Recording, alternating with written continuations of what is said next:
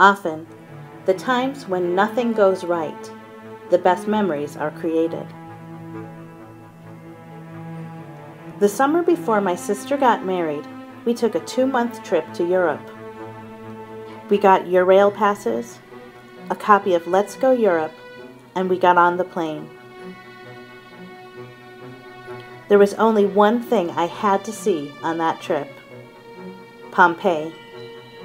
I had always been fascinated by the story of Pompeii, the idea of a place being frozen in a moment in time. If you can get past the terror of it, there's also something magical about the immortality of the day when Mount Vesuvius erupted.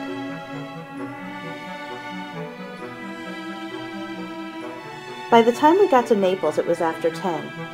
As we began to leave the train, a man who looked and sounded like someone out of an Alfred Hitchcock movie said, "Watch the bags, it's very dangerous. Be careful with the bags."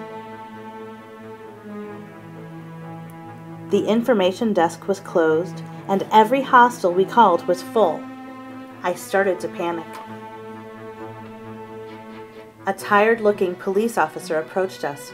"You have problem?" he asked.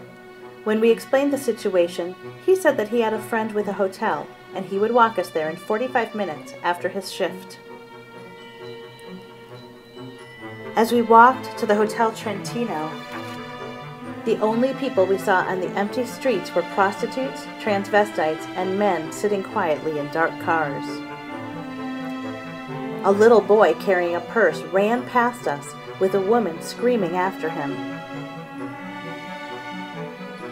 Our police escort drew his gun and took off after the boy, leaving us alone, shaking at the knees. He finally returned and took us the rest of the way to the hotel, where we had to be buzzed in through a thick iron gate. The creepiest man I've ever seen buzzed us in. He had about 3 days' growth on his face. As he walked us to our room, we noticed that he had a cot behind his desk. The next morning we showered and went to Pompeii.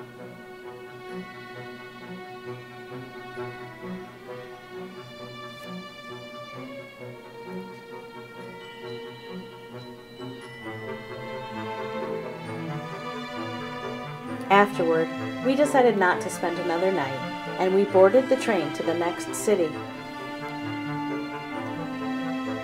I visited a lot of beautiful cities in Europe, such as London, Edinburgh, Paris, Madrid, and Venice.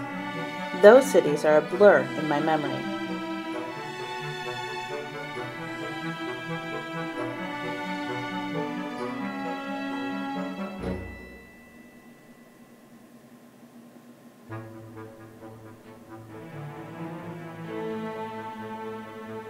But I remember every detail of Naples as if it were yesterday.